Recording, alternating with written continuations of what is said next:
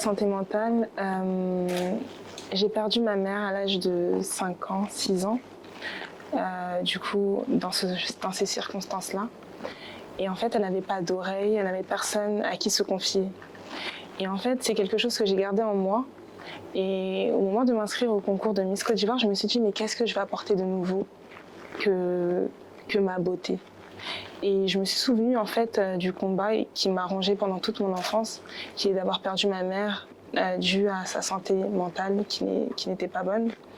Et je me suis dit, aujourd'hui, je porte son nom de famille et je lui ressemble comme deux gouttes d'eau. Donc aujourd'hui, je veux porter vraiment ce combat-là, me battre et aider toutes ces personnes-là qui traversent ce genre de situation. Merci et félicitations en tout cas pour votre courage. Hein. Merci beaucoup. C'est pas évident, mais en fait, c'est nécessaire et puis c'est un défi actuel parce que il y a quand même pas mal de personnes qui s'ignorent peut-être.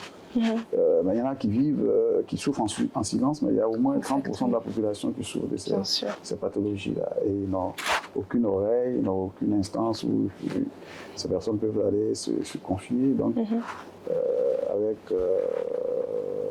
sa nomination en tant que coordonnateur du programme, je pense qu'il a mis un point d'honneur à faire connaître davantage les services que nous offrons. Exactement. Et puis, on est très heureux que vous puissiez vous associer à ce combat-là, qui est un combat important. Nous, on va essayer de déployer un peu plus de moyens pour offrir plus de commodités, mais également donc, rendre plus audible la promotion de la santé mentale. Mais effectivement, on a besoin donc, de support et d'ambassadeurs, et je pense que vous êtes une des personnes qui peut nous apporter donc, cet affichage et puis surtout cette pénétration de la population. Je suis Mylène Gioni, Miss Côte d'Ivoire 2023 et je suis heureuse de vous annoncer que je suis l'ambassadrice de la santé mentale en Côte d'Ivoire. Nous avons été reçus par le ministre de la Santé. Ce fut une séance de travail riche en informations. J'ai eu à dire ce que j'avais à dire concernant les problèmes de santé mentale, car la santé mentale, pour moi, c'est primordial.